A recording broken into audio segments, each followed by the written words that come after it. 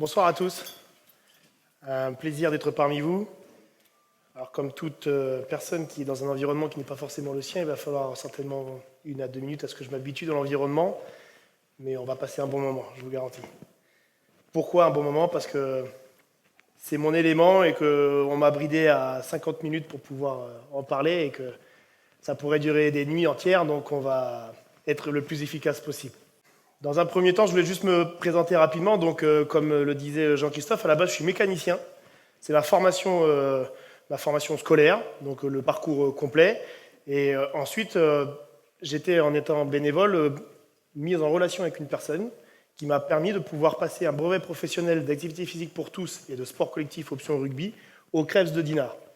Ce qui m'a permis de rentrer professionnellement dans ce qui est ma passion. Et j'ai pu me perfectionner ensuite en allant passer un diplôme d'état perfectionnement sportif et un diplôme d'état supérieur de management sportif au CNR à Marcoussis, donc la maison mère du rugby français. Donc j'ai commencé moi à encadrer en 2004, une opportunité qui m'est arrivée très jeune. Je suis né en 87, j'ai 35 ans aujourd'hui, donc je démarre entre 15 et 16 ans avec des moins de 6 ans, qui était un public encore un petit peu compliqué pour moi, parce que j'étais jeune aussi et que ça demande des choses éducativement particulières. Ensuite, avec l'obtention du BP, j'ai pu avoir mon premier contrat professionnel au Stade Rennais Rugby, donc le club de rugby féminin de Rennes en 2009. J'étais joueur d'Ureux cette période-là, puis une blessure a fait que j'ai dû arrêter ma carrière de rugby, et donc j'ai pu rebasculer sur une année d'entraînement avec l'équipe réserve d'Ureux en 2014 en Fédéral 3, où on a pu aller avec cette équipe réserve en finale championnat de France. C'était la 3e que je vivais sur cette période-là. Et ensuite, en 2016, j'ai eu l'occasion d'intégrer ce projet du REC Rugby, qui était sur cette période-là maintenu sur tapis vert en Fédéral 2. Et je travaillais aussi un petit peu en parallèle, je donnais quelques cours à la fac, j'intervenais à la section sportive universitaire, et donc le lien avec les joueurs m'a amené à basculer, ou du moins retourner avec ce club du REC Rugby. C'est bien la même personne. D'accord. Je prends malheureusement la route de Jean-Christophe, donc j'essaye de me reprendre un peu en main, mais c'est bien la même personne. Donc j'ai commencé au REC en tant qu'entraîneur, entraîneur adjoint terrain, vraiment en charge d'un secteur de jeu. Et ensuite, j'ai pu avoir la possibilité d'être lancé dans ce bain de manager sportif depuis 3 saisons maintenant, pleinement, avec les responsabilités et tout ce que ça colle autour de ça. Et ça m'a permis donc de vivre la saison passée, il y a 1 an, jour pour jour. C'était le 12 juin 2022. Ce titre de champion de France, le premier titre de champion de France masculin de la Ligue de Bretagne. Donc j'étais plutôt heureux de ça. Et l'idée aujourd'hui, c'est vraiment de vous faire partager ce qui s'est passé au cours de cette saison, parce qu'elle a été riche. Ça a été en tout 1 an et 5 jours de travail. Pourquoi je suis là? Donc l'idée, c'est pas de vous dire que je suis simplement un produit pur breton. Voilà. J'ai tout fait dans le coin. J'ai grandi à Bain, j'ai tout fait dans le 35. Voilà, je suis issu de la formation fédérale bretonne avant d'être parti au CNR. Voilà, c'est pas la raison de pourquoi je suis là. La raison de pourquoi je suis là, c'est parce que, comme était marqué sur les petits dépliants, on a parlé de passion, et je voulais vous illustrer un petit peu ce mot-là par cette image, parce que pour moi, c'est quelque chose qui réellement qui brûle en moi. Le rugby, pour moi, c'est pas mon travail, c'est pas une corvée de faire ce que je fais. Je suis un réel chanceux dans mon univers, et j'ai l'occasion d'avoir des gens autour de moi, la famille, les amis, qui me permettent de le vivre pleinement. Donc c'est une vraie passion que je vis à fond. L'entraînement, donc on a parlé de passion d'entraîner, et cette image-là, elle me parle parce qu'on a le sélectionneur de l'équipe de France de rugby qui joue avec les enfants, et je pense que c'est important de ne pas oublier que dans l'univers dans lequel on est, senior, autour de joueurs professionnels, on n'est pas que des consommateurs de ce qui a été fait. Il ne faut pas en oublier que ce sont les gamins qui nous donnent la richesse et la chance de pouvoir vivre ce que l'on a aujourd'hui. Et ensuite, je voulais vous illustrer par cette photo la notion de passion d'entraîner. Parce que ce qui me plaît, c'est l'entraînement du rugby, mais je suis aussi particulièrement passionné de personnes comme Guardiola, comme Monesta, comme Mourinho à sa manière, comme peut-être un entraîneur qui a accompagné Teddy Riner jusqu'à ses titres, comme peut être aussi l'entraîneur qui s'occupe de l'équipe 3 d'un club de foot en D2. Ça me passionne de savoir comment ils procèdent et ce qu'ils peuvent apporter, parce qu'on a toujours la possibilité de s'enrichir avec des gens autour de nous, peu importe ce qu'ils ont comme bagage, peu importe ce qu'ils ont comme compétences, on est toujours loin de savoir l'ensemble. Et pour moi, entraîner, c'est former et inspirer.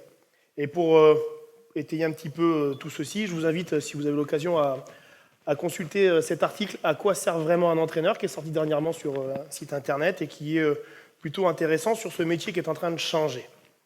Donc c'est vraiment plus qu'un métier. Ensuite, l'idée c'était de pouvoir vous partager l'expérience que j'ai de réussir des missions complexes et surtout dans un cadre facilitant et protecteur. C'est-à-dire qu'aujourd'hui, j'ai des personnes qui m'ont donné leur confiance, à 32 ans à l'époque, de dire on va te confier le projet de cette équipe première et avant tout, tu vas y arriver et on va t'aider à y arriver. Et ça, je pense que c'est fondamental. Ce n'est pas lié que de compétences, le travail qui a été fait, ça a été surtout de pouvoir le faire dans un environnement qui va me faciliter la tâche et qui va me protéger. Et je pense que ça, notamment dans le monde de l'entreprise, ce sont des choses qui sont importantes, à mon sens. Pouvoir travailler dans un cadre qui va me permettre de me sentir protégé afin de me mettre en danger, afin de pouvoir dépasser mes limites, voire même aller jusqu'à l'innovation. Et alors l'innovation, c'est ce qui nous permet encore plus de pouvoir avancer. Et l'autre point que je voulais donc aborder, c'était un petit peu la richesse qu'un collectif a à pagayer dans un sens commun, parce que donc c'était 1 an et 5 jours, et ça a été particulièrement intense.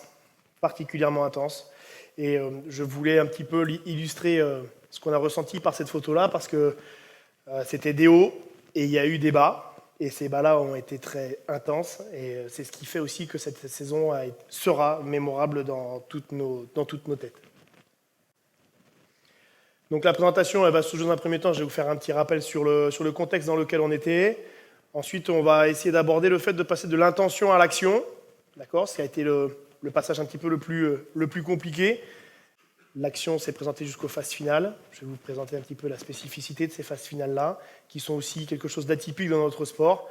Et puis je vous ferai une petite conclusion de tout ce que l'on a à garder de mon intervention.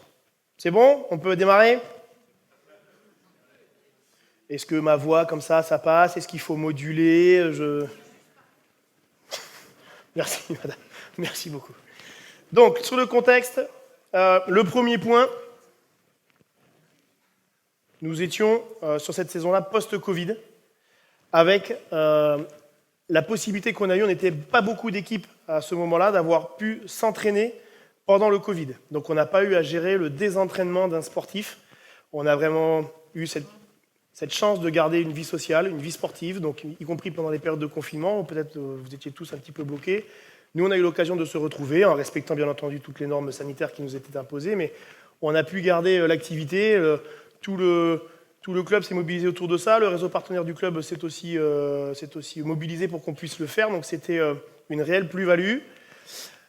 Nous avions réussi à garder une ossature qui était déterminée parce qu'on avait plutôt bien démarré un semblant de saison et ça avait été coupé très rapidement. Donc ils étaient dans une volonté de continuer de prouver. On avait eu un recrutement plutôt de qualité. Voilà, on avait ciblé des joueurs, certains avaient connu la Coupe d'Europe l'année d'avant, donc c'est pas rien pour un club comme le Rec Rugby, mais on avait été plutôt efficace sur ce secteur-là. Et donc entre les mains, on m'a confié quand même un bateau permettant de gagner la route du Rhum.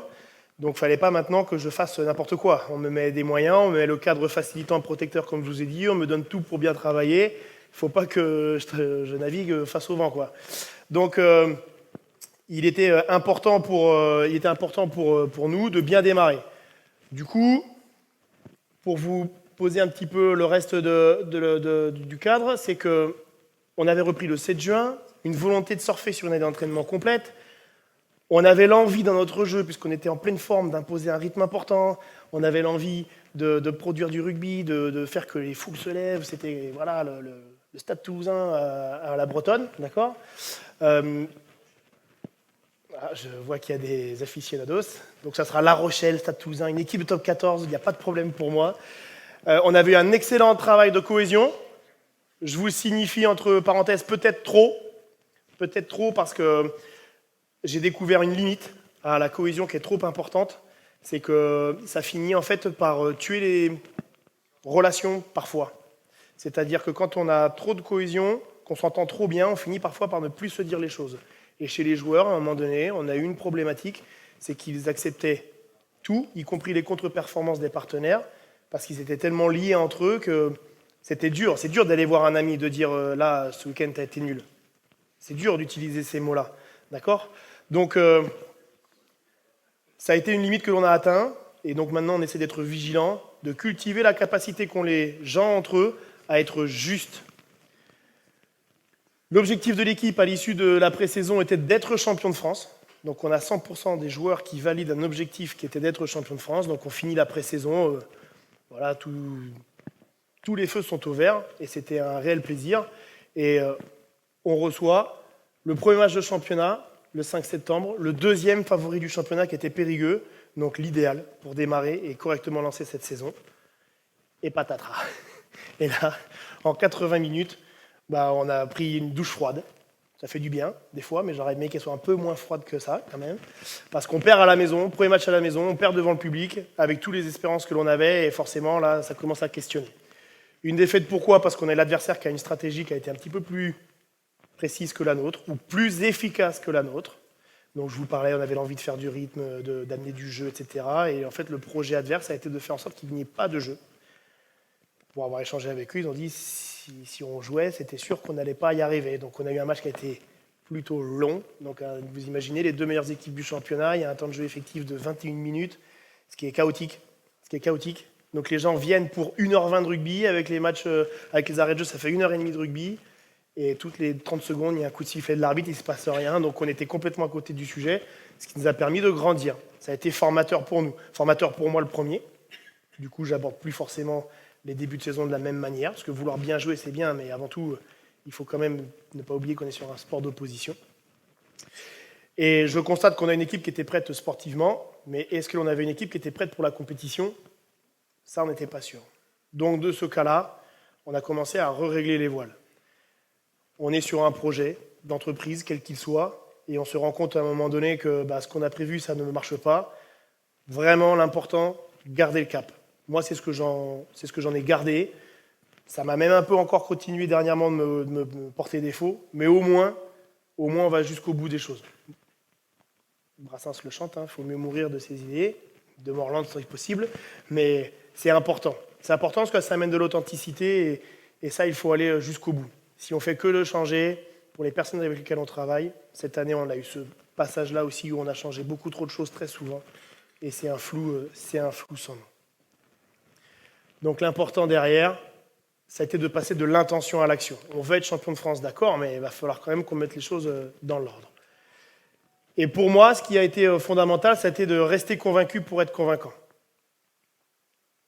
Même si parfois on doute, même si parfois on se dit je ne prends peut-être pas la bonne voie, j'ai été très clair avec le staff, on reste convaincu. Parce que si on commence, nous, à générer du doute, il est impossible que les gens avec qui on va travailler sur la saison, ils puissent croire en nous et croire en ce qu'ils vont faire.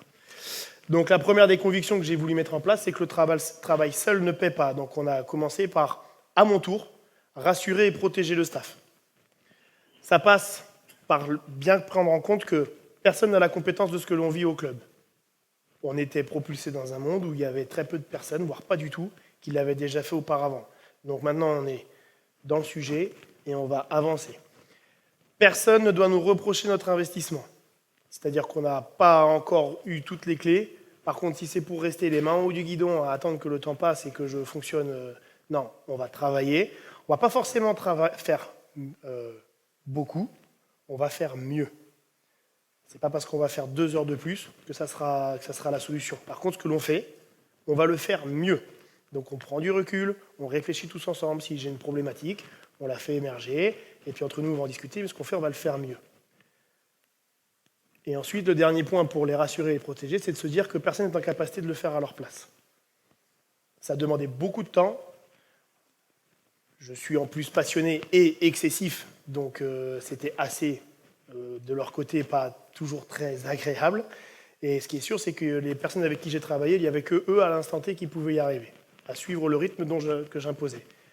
Un rythme qui a été bien sûr par moments aussi adapté avec les contraintes N'oublions pas qu'on est avec des êtres humains.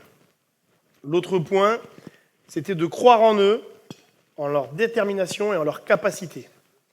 Et là, notamment, le gros travail qui a été fait, c'était de renforcer les liens avec les leaders.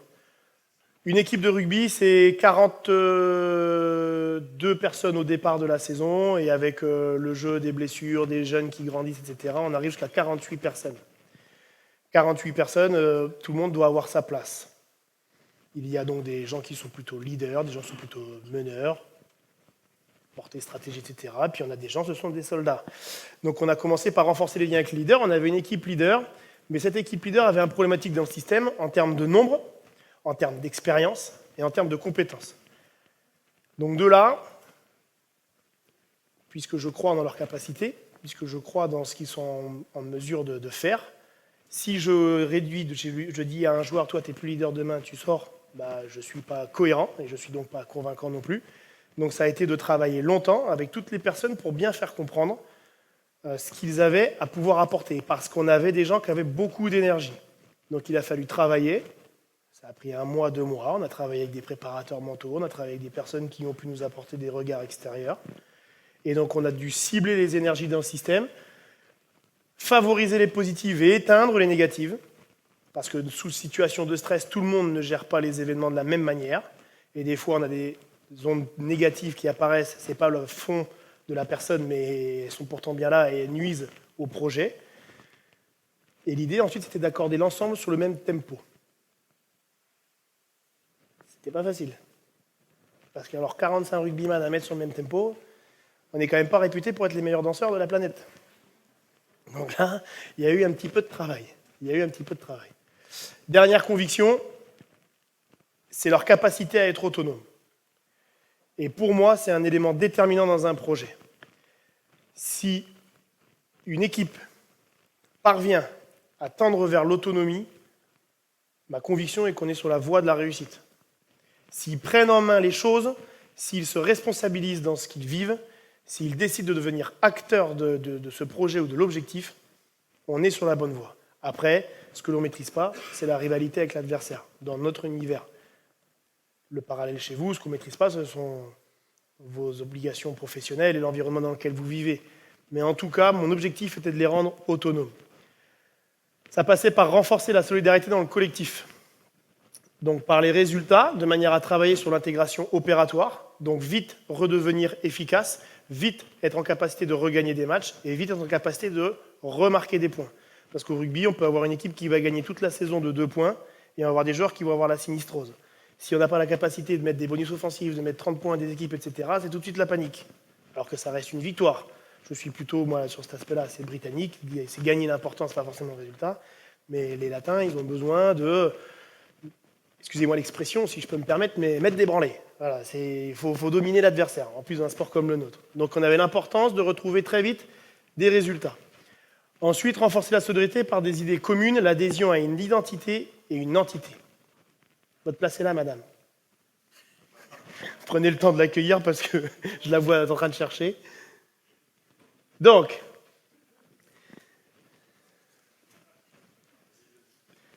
l'idée commune, adhésion à identité et une entité. Cette photo, c'est un drapeau signé par tous les joueurs en début de saison qui est affiché dans le vestiaire. Cette idée est sortie il y a 5 ans par le capitaine de l'époque, Lilian Caillet, formé au Loup, région lyonnaise, qui est arrivé et qui a dit « Le drapeau, on va l'afficher dans le vestiaire et en plus ça, on va tous le signer parce qu'on adhère au projet de l'équipe, on adhère au club, on adhère à la Bretagne, on adhère à la richesse de la région. » Donc depuis 5 ans, tous les ans, on a un nouveau drapeau qui est affiché, signé de par tout le monde, et les anciens drapeaux sont maintenant affichés, suspendus dans la salle de muscu, parce que l'histoire, c'est ce qui fait aussi les clubs de demain. Donc comme ça, chaque nouveau joueur qui rentre, il perçoit ce qui s'est passé jusque-là, le pourquoi et comment on est arrivé ici. Et donc ça permet de travailler notamment sur l'intégration sociale, la relation entre les gens. En janvier, après tout ce travail-là, nous sommes 5e. C'est les 4 premiers qui se qualifient pour les phases finales, on est 5e, et au moment où on est 5e, on vient de perdre le deuxième... on a 2 matchs successifs qu'on perd à la maison à la 83e minute. On joue 80 minutes au rugby, Et à la 83e, depuis mon banc de touche, je vois le ballon passer entre les poteaux, perte de 2 points. Et donc là, en termes d'énergie, c'est pas facile de trouver les positives. À l'avant-dernière journée, on se qualifie par un calcul dont je vous passerai les choses. Et donc on se qualifie par la toute petite porte. Je vous ai pris cette image-là parce que tout à l'heure, on me donnait un bateau, donc je suis rentré par la toute petite porte de maison de marin de chez moi. Et donc là, on s'approche de l'instant véridique, on est qualifié, et là, on est face à la réalité des phases finales pour atteindre notre objectif. Et donc, les phases finales, dans un premier temps, dans quel état est l'équipage ? Le bateau est plutôt en bonne forme, c'est-à-dire que le club se portait bien, la dynamique autour de nous était bonne, pas de problème financier, des bénévoles qui se fédèrent autour de nous, des gamins qui sont heureux de venir au stade, la formation vit bien, donc plutôt agréable d'être dans une structure qui continue de nous protéger, de nous faciliter la vie.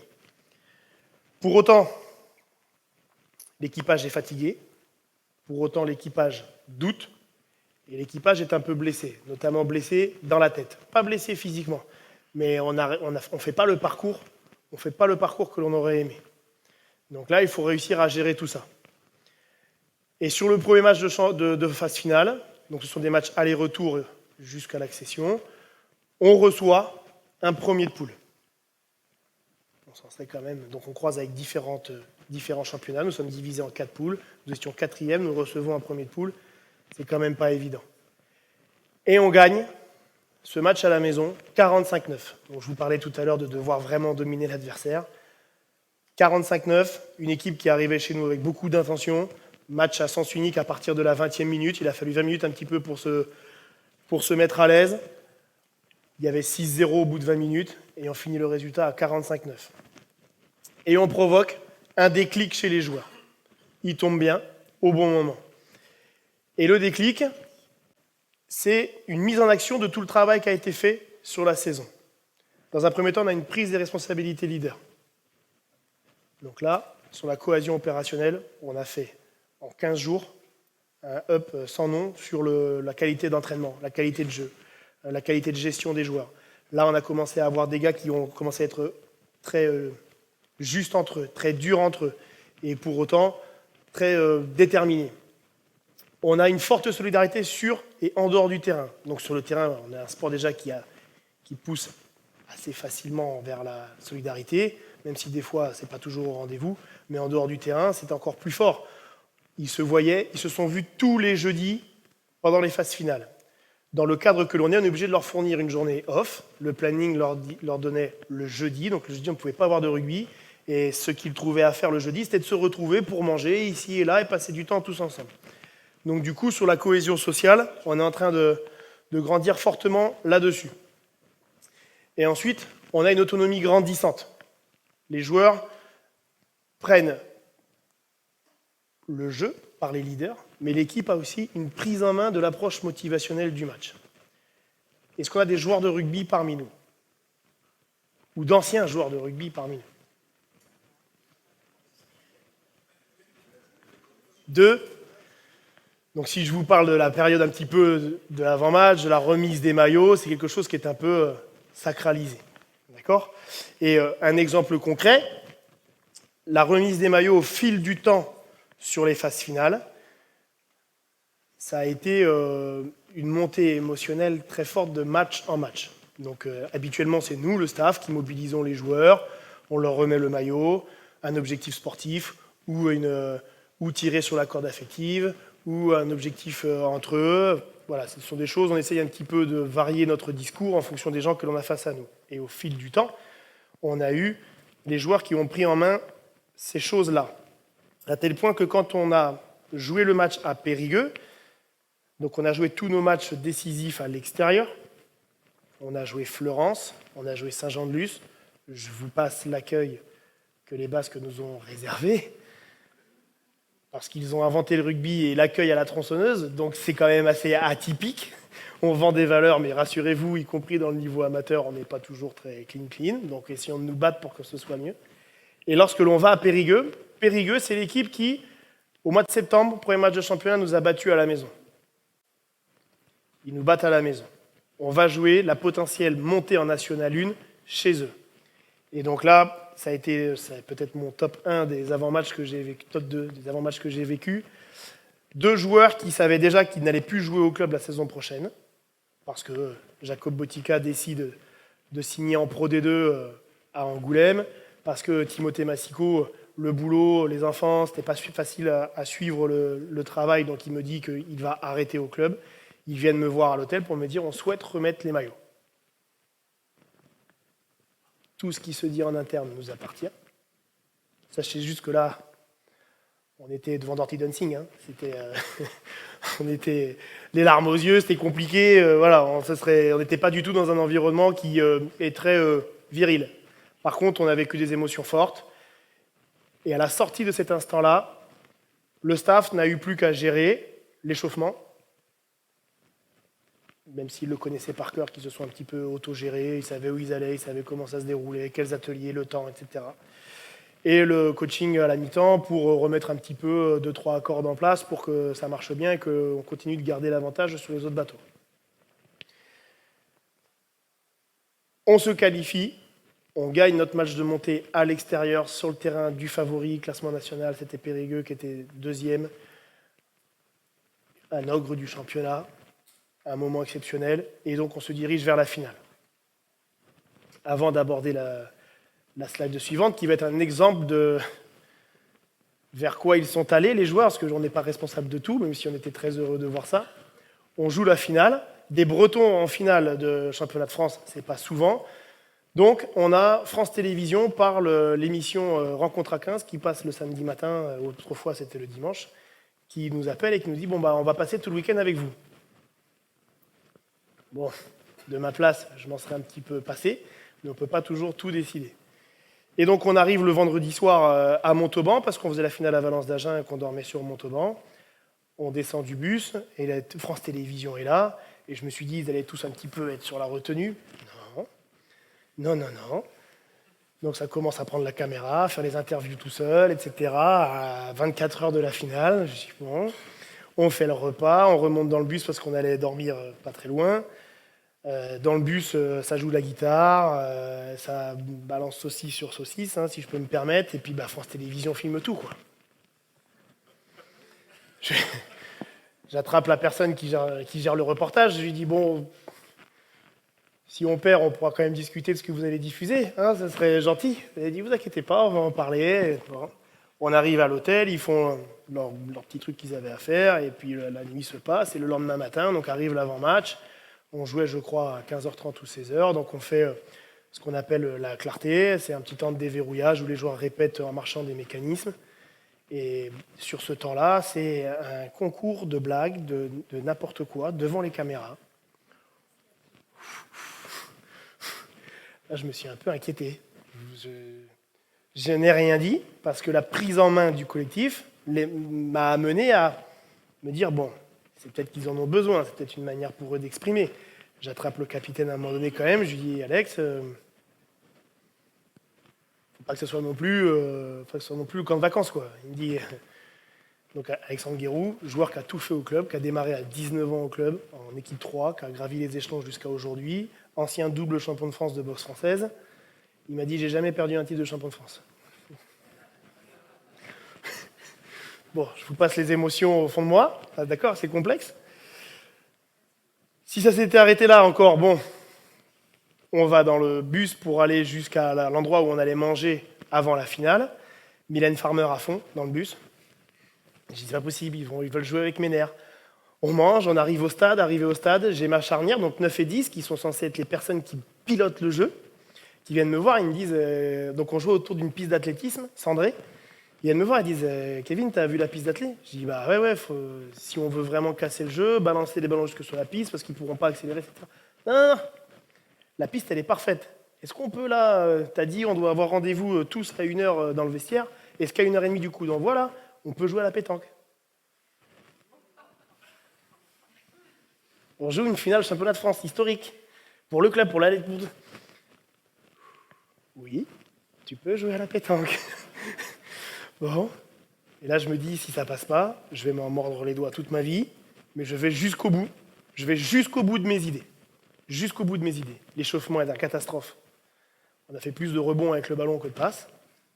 Les joueurs étaient un peu pris par l'événement. Le bagad commence à arriver. On les entend s'accorder au loin. Ils sentent qu'il y a toute une région qui vient.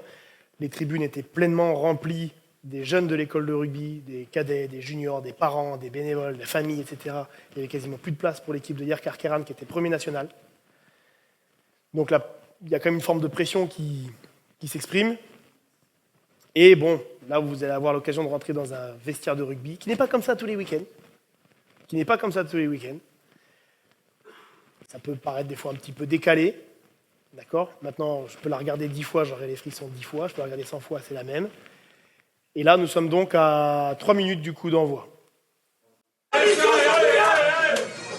on lance son moustache pas. Pendant 4 minutes, les gars. Les putains de frangins, les putains de bonhommes. On y va, allez. Bon les gars, faut marquer notre aventure là. Là, ça suffit pas, j'en veux plus. Je veux un bouclier. Il faut le bouclier pour se marquer. Se remonter un petit now. Se rappeler de tous les moments qu'on a vécu. C'est maintenant, 80 minutes, une intensité où eux ne seront pas capables de mettre. Vous allez la mettre. Vous allez la mettre. Allez. Regardez-vous de la foi. Regardez-vous de la foi, les hommes. C'est animal ce que vous avez eu. C'est animal. C'est animal.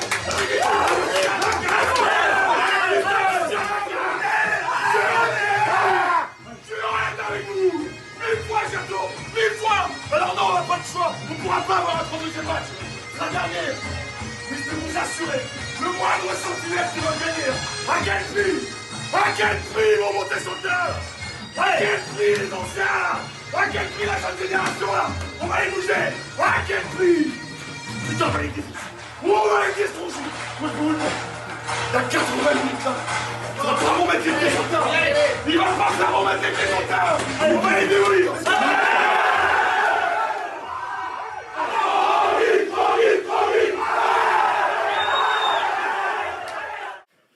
Vous imaginez bien que là, je ne contrôle plus grand-chose.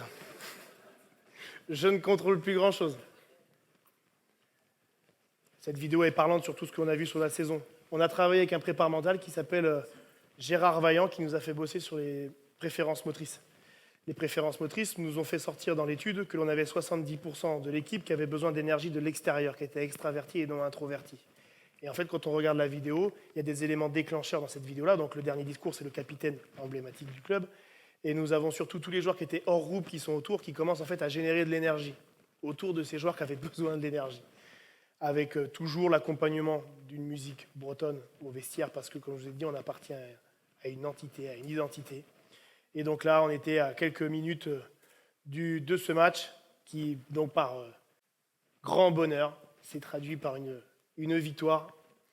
J'ai plus le résultat. Ne me demandez pas le score, parce que je ne l'ai pas. Je n'ai jamais revu la finale. J'ai des souvenirs à peu près de 4-5 actions. Mais je sais qu'on ne marque pas d'essai, alors qu'on en a 2 qui sont tout cuits, mais je n'ai plus le résultat, ne me demandez pas. Et les joueurs, en fait, ont fait le travail eux-mêmes. On a intervenu à un moment donné. On n'était pas forcément très performants sur l'aspect offensif. On a juste fait une régulation entre eux pour leur dire d'utiliser différemment la balle. Et après, ils ont fait le taf. À la mi-temps, ça a été calmer un petit peu les ardeurs et remobiliser, recréer des connexions entre eux, et on y retourne. Et donc, victoire. Victoire et un réel plaisir, un aboutissement, quelque chose d'historique. Et voilà, ça restera gravé pour toute la vie. Pour conclure par rapport à tout ça, par rapport à l'équipage, ce qui était important pour moi et vraiment ce qu'il faut garder, donc encore une fois une image de notre tradition, c'est une image d'un fest-noz où on retrouve des gens qui dansent. Je n'ai pas pris n'importe quelle danse, une danse qui est à fil serré, avec des hommes, des femmes, des personnes plus âgées, plus vieilles, des musiciens. Et j'ai évoqué avec eux toute l'importance d'être unis et que ce qui se passe à l'intérieur, ce soit sacré. C'est-à-dire que ce qui sort de notre bulle, ce sont des infimes choses. Ce qui se passe entre nous, c'est sacré, il faut le défendre. Tout peut s'y passer, tout peut se dérouler là-dedans, mais rien ne sort et rien de l'extérieur doit venir sortir ce que l'on vit tous ensemble. Et donc je l'ai illustré avec ce qu'on m'a appris au CNR, par ce schéma-là, où il y a le dispositif qui a été organisé autour de moi avec l'équipe dirigeante médicale staff, les joueurs, espoirs compris parce qu'on a été obligé de vivre avec eux par moment. Quand on invitait des espoirs, il fallait absolument qu'ils se sentent entre nous. Et ensuite, l'important était de jouer sur cette flèche rouge. Plus la flèche rouge s'éloigne de la flèche bleue, par ce qui est négatif, par toutes les choses qui ne font pas avancer l'objectif, moins on a de chance d'y arriver. Et donc on l'a illustré tout au long de la saison, même y compris pendant les défaites, parce qu'on a des défaites où on ne maîtrise pas toujours. L'adversaire a le droit d'être plus fort que nous. Et ça a été de ressortir tout ce qui faisait que cette flèche-là est en train de se réduire et de se coller sous la flèche bleue marquée nationale, de manière à ce que l'on réussisse notre objectif. Et dans cette bulle-là, rien de l'extérieur ne vient vous nuire. Ça, c'était très important, que l'équipage sente qu'entre nous, on peut être cash, mais par contre, rien de l'extérieur et rien ne sort vers l'extérieur non plus. On lave le linge sale en famille, et ce que l'on gagne, on le savoure en famille aussi. Et l'autre point, c'est pour moi l'essentiel dans l'environnement dans lequel je vis, parce que je suis une personne qui est sur le relationnel, je suis une personne qui est sur les liens entre les hommes. Je suis plus sur la manière dont une équipe va jouer ensemble que sur les choses très spécifiques, parce que ma fibre, c'est vraiment gérer le sportif humain. Donc, je vous avais parlé des hauts et des bas, parce qu'il y en a eu plein.